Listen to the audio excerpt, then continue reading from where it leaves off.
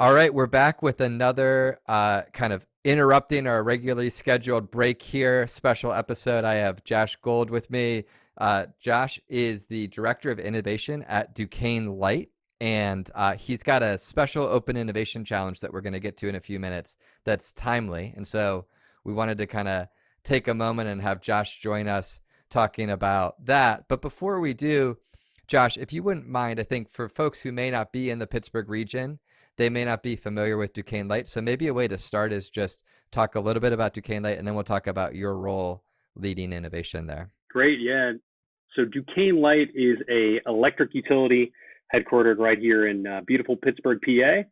So we have the privilege of serving the million or two folks who live in the broader region as a electric utility. We also have two other smaller businesses under our corporate umbrella, an energy services business and a telecommunications business. So by normal corporate standards, I think we are decent size. By utility standards, we are, we'll generously refer to us as medium sized. So.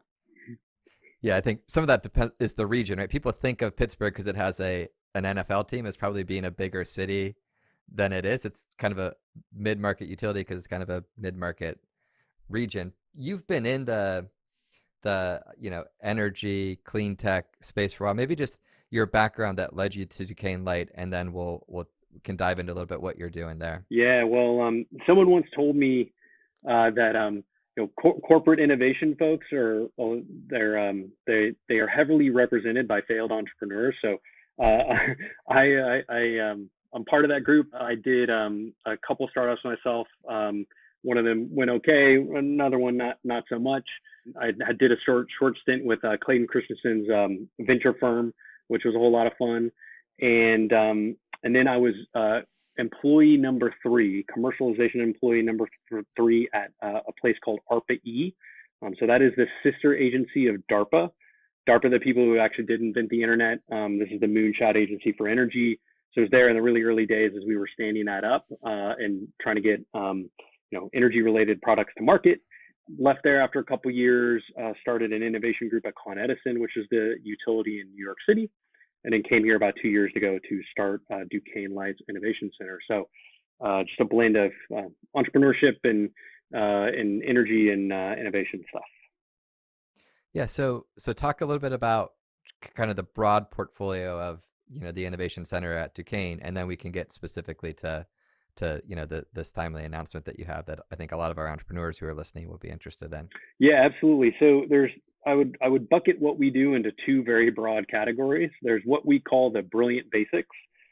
So what you think today of your utility delivering, reliable, affordable, safe power to you, and doing that more effectively, more efficiently, safer, more sustainably. So that's a kind of bucket of innovation around doing what we've always done, better, faster, cheaper.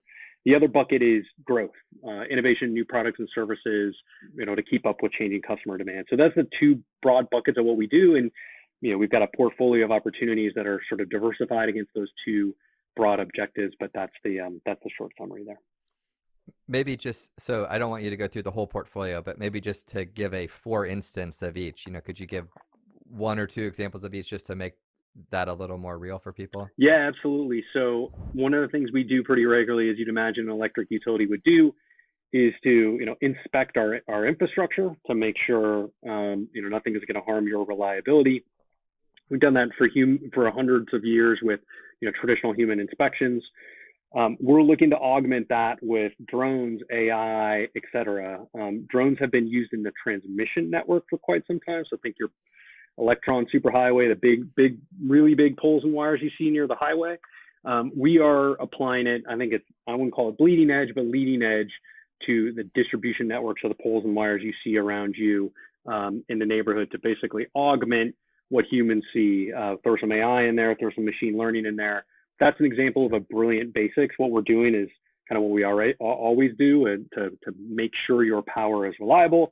We're just doing that in a different way, adding some drones and AI and ML on top to make sure we're augmenting, the sort of traditional capabilities of the utility. So that's a brilliant basics example. Okay. And then what about the other side? Yeah, growth in new products and services. So we've Yeah. piloted a number of smart city devices. So we in municipalities outside of Pittsburgh, we own and operate the street light network. And there's a lot of smart city devices, smart parking meter, et cetera, that we can add on to those existing services. So those are partnerships we've looked at and pilots we've done in that space. Think your security camera, your shot spotter, your parking meter, that sort of thing. So that's just an example of kind of what we mean by new products and services. Perfect. And this probably starts to lead to some of the open innovation stuff as well. But just kind of philosophically, when you look across your group and you think about that role, and it's okay if it's different, and it'd be interesting if it was different in the two different categories you're talking about. But how much of it would you describe broadly as kind of outside in innovation, where you guys are driving it, partnering with somebody, bringing them in to do it, versus kind of inside out, where maybe it's your team or other people from Duquesne that are working on this? Yeah. So philosophically, it's actually a great question. Philosophically, what we try to do really rigorously in every circumstance is make sure that inside out problem definition is really thoughtful and rigorous. We're not a big enough utility to we don't have an R&D lab. Like, you're looking at the innovation center isn't huge. Again, by utility standards, we're not that large. So we're going to have to leverage in essentially every circumstance the wisdom of the crowd, the knowledge of the crowd, and bring things from the outside in. I think sometimes what gets missed with that is it's not a sort of random grab bag like, hey, just give us your good ideas. There's a lot of work and thought in bounding that and targeting it the right way and being really thoughtful and strategic on what is the problem we're trying to solve. How do we enable someone to learn enough about what we're doing to solve that problem in a new and unique way? So again, problem definition inside out, but solutions outside in. Outside in. That's awesome. That's great. Yeah. Cool. And so, I thought it would be interesting to talk a little bit about this challenge that you have right now, this open innovation challenge, right? So maybe talk a little bit about the challenge itself to start with, and then I'd love to understand kind of some of the mechanics around it, how you're thinking about what led to it as well. But I think the basic emphasis, right, is how can you inspect these underground electrical cables, right? But like, what are you looking for? What led you to choose that? Maybe talk a little bit about the challenge and how it came to be. All of that would be great. Yeah, absolutely. Happy to do that. So, I think what a lot of the average kind of customer out there doesn't understand is, the last mile of power delivery is often underground. So there's wires, oftentimes, under your feet, which is what we all rely on for, safe and reliable electric service. Well, we know less about those cables than we would like to. That has some, potential safety implications. That has some reliability implications.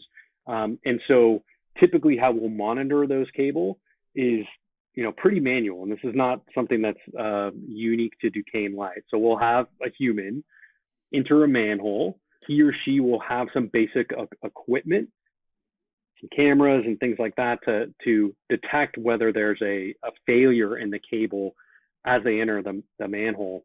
As you can imagine, like, there's got to be a better way to do that. Yeah. We'd like to have a lot more intelligence such that every time you put a person in that manhole, you put them at some type of risk. Every time you're opening the manhole, to some degree, there's a public risk associated with that. We typically kind of wall off where we're actually doing work. But as you can imagine, again, that's not unique to us. It feels like a pretty 20th century way to do things, to enter a manhole to inspect it manually. And so what we're looking for is what tools and technologies will enable us to better monitor and ultimately better predict the failure of our cable. It can last over 100 years. It can fail in a year or two. And so age is an imperfect proxy for whether it's going to fail or not. So that's what we're looking for. It's intentionally broad, new tools, new technologies to better monitor our underground electric cable and ultimately better help us predict what might fail and what to replace. Yeah, and I guess not to bury the lead here, what's the prize and how are you thinking about, picking these? What's the process to be part of this? Yeah, so it's an open innovation challenge. So I'm guessing most of your listeners are familiar with that. But the way that process works is you describe a problem and you open up literally to the world. So it's on an online platform. We're using a challenge provider by the name of HeroX, and we described essentially what I just described to you as the nature of that challenge, and it's a 3-tiered challenge. So first is give us your ideas, show that it doesn't violate the laws of thermodynamics or something crazy, and then we down select 5 winners from that. Second stage is prototype it. It can be in a lab, and we're looking for real data. And last but not least is actually piloting the technology on a live electric network. So the entire value of the challenge is $750,000, and so that's a meaningful amount of money. And we're also paying people for development. Once you get past stage 1, where you give us your good ideas, we're going to fund your development, we're going to fund your testing, we're going to fund your pilot to deploy that technology. So that's kind of what it looks like.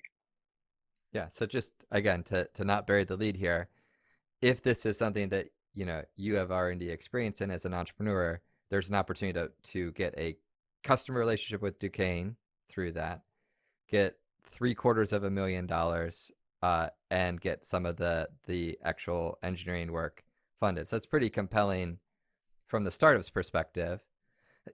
What kind of led you to do this from your perspective with where you are? Like, how'd you pick this problem?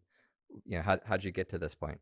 Yeah, absolutely. So, we are, what I think people outside our industry don't understand or appreciate is that we work in an industry where it's candidly all too common that your average frontline worker, is at serious risk for serious injury, and really adverse events. And typically when those types of things happen, it is, the public can be at risk as well. So it is a very safety, and rightly so, it is a very safety conscious culture here at a utility and at Duquesne specifically.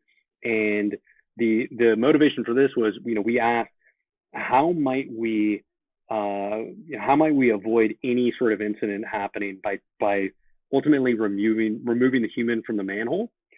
There's going to be a lot of steps in that process, right? That's actually a big ambition. Yeah. But the first step of that process is you gotta have better knowledge on what exists in that manhole before you go down. That's a good first step to avoiding any harm or injury. And so that's sort of how we came in. We asked that big question: how might we avoid any serious harm or injury in the future by taking a person out of the manhole? And this is kind of how we got to a good first step, because again, we are not the largest utility in the world. We're humble Yinzers, humble Pittsburghers, so we know we're not necessarily the biggest brand name, and that's totally fine. But that's all the more reason we're going to have to leverage the crowd and leverage the collective wisdom of the public out there. So that was really the motive, putting those two things together, a safety conscious culture and understanding sort of who we are and our need to leverage the collective wisdom. That's how we got here. And you may not be comfortable sharing this, which is fine, but I'm just curious, like, how did you land on the dollar prize amount too? Yeah, it was more art than science. We spent a lot of time doing both primary and secondary research, because one of the things we wanted to make sure is, if someone had a ready-made solution out there, by the way, please give it to us. Please apply to the challenge. We'd love to see it, right? We did a lot of legwork, did not encounter one. And so then the question we started asking ourselves is, what would we pay for? What would that mean to us? Right. And so that's kind of how we arrived there. It wasn't exact, science. It wasn't sort of, really rigorous arithmetic, but we did get to value. And we did just sort of think about what would that opportunity, be worth to us. And that's sort of how we arrived there. Yeah. And so it sounds kind of data informed, at least, right? Like, it's like you have some sort of rough data, and maybe not be a completely data driven thing, but data informed. And I guess that did prompt me to actually say, for full disclosure, I am an owner in a company that helps Josh with some of their external innovation. searches as well, not on the open innovation side, but a company called Excavate that people who've listened to this may have heard me talk about before. But Shout out, that might be they do actually great work. Sorry. no, actually go ahead, take as much as you want to. No, But we've got to get a Josh, chance. I'd like to, Mhm. yeah, Yeah. I'd love to actually hear though for a minute, like just generally, like so this is one this open innovation challenge with Hero X is one approach to this. But you guys are pretty aggressive in general at scanning that kind of stuff. Excavate's obviously another. But what are kind of how do you think about the suite of tools that help you do this and sort of where the right places are to engage in different things? Yeah. So this must be the unfortunate side effect of being an economics undergrad. But the way I'd answer that, we think rigorously about incentives. So how a lot of people, how I've seen other folks look at this space is they'll often go to an incubator or accelerator, and they'll say, "Hey, look, I'm looking at this piece of the industry. I'm looking at whatever solar or whatever it is." And then you go to the incubator accelerator. Say, you're looking at a ton of companies. What do you see? What is the best kind of company you see? Well, what are you going to get? You're gonna if they're investing in that space, they're going to tell you that their whatever three portfolio companies are the best portfolio companies you've seen. So that's one solution is someone who has a vested interest in telling you what the answer is. Another solution is go full scale like big name consulting firm to do a big kind of scouting thing. What we've thought about is we want someone with the right incentives, and we want someone sort of matched to our size and budget and capabilities. So we're looking for someone who essentially is paid and is compensated to provide value to us and only us. That's not taking bets, financial bets, doesn't have skin in the game on the companies that they're recommending. And there's a couple, particularly in our industry, there's generalist firms like Excavate who are looking at that. And there's a couple more focused ones in our industry. But going back to the beginning, that's how we think of it. I think it's really important to start from incentives. Who is going to be incented to give you a intellectually honest answer when they know that you're asking about scouting for a given space because you want to buy something, you want to procure something. So it's just really important up front to think about, again, what are the incentives there, and how can I match my needs to the appropriate incentives? So that's kind of how we think about it. Yeah, I think that's, I mean, again, that was actually not intended for you to do a commercial for Excavate, although that was very gracious of you to include it. But what I would say, like, generally, is that's actually, for what it's worth, why Neil and I and Dalal did this, because, like, I think we wanted pure recommendations driven by the client in a couple of weeks. Because one of the things I kept experiencing, these companies would come visit me at Carnegie Mellon, and they'd have hired, some consulting firm, paid them a ton of money to do a beautiful PowerPoint to get a list of 20 names, but as part of like a 100-slide deck. And what I realized is the mental model at that company then was, oh, if I want to find a partner to help me with this, I need to spend 6 figures and 3 months of work. And so I feel like there's just a bunch of matches that aren't happening. And it's actually what I love about what you're doing with this, this open innovation challenge as well, right? There's like, you can systematically go out and approach it. And then in areas where you're like, okay, this is incredibly strategic to us, through this Hero X platform, it's like, okay, shoot a flare up. Let's let the world know this is really important to Duquesne Light, and let's see what comes back to us. So just because we have a bunch of different audiences here, I think for the corporate innovation folks that listen, which is a large percentage of the audience, this has been incredibly helpful. I don't want to kind of stop the recording before I also to ask a couple questions from the entrepreneur side, because we do have entrepreneurs who listen to this, and I think some of this, they're probably more interested in coming back to this $750,000 conversation than the strategy behind it. So let's start with just some basics. When do they need to kind of get their first phase of the application in by? Yep. First submissions are due March. Actually, I got to get this right. It's either 15th or 16th, but it's March 15th. Okay. I've got it up here in front of me. The I judging, it looks like it starts at March 16th, but March 15th at 2 p.m. Pacific. So you're talking about 5 p.m. Eastern, basically on March 15th. So they Yep. got to get their data in, or they got to get their first submission into you by then. We'll include a link in the show notes to this challenge as well, so people can just click right through and see those details. But just give them a sense on the general timeline from there as well. Even I'd say dates beyond that are less important. The point is, if you're an entrepreneur listening to this and you're like, I think I can help Josh and Duquesne with this problem, you're on the clock. March 15th is around the corner. Get going on that. But just give a sense on the general timeline beyond that. Yeah, sure. So March 15th, initial submissions. Prototyping will happen in the middle of this year, and then actual deployment will happen in 23. So at a high level, that's where it is. You know, if your software listeners are probably like, oh my gosh, that is the most, turtle timeline we have, tortoise timeline we have ever. One of the important things to remember about our industry is our customers expect, as many nines of reliability as, but 99.999%. So the whole move fast and break things, very customer friendly way to go when you're talking about your power. That's why this takes a little bit longer. There can be some hardware components, but again, initial applications due March 15th, paid for development the rest of this year, and then deployment in 23. Perfect. And just coming back to that, if you're in Pittsburgh today, you're really glad that Duquesne Light doesn't move fast and break things, because the electrical grid feels critical path right now to keeping everybody's pipes not frozen and homes warm. So we totally understand that element of it. What I wanted to end with is just a more of a general question for maybe the last audience who listens to this, which is I have a lot of MBA students, obviously, and other graduate students that I interact with at Carnegie Mellon who love to listen to these as they're trying to figure out what to do in their career. And so I found everybody finds these interesting, but this question kind of targets that audience. I would love to know, Josh, if you wound the clock back and think about yourself coming out of school and thinking about, someone trying to have a career like yours, maybe one or two pieces of advice you'd give them as we wrap up the interview. Relationships are everything. That's the first thing I would say.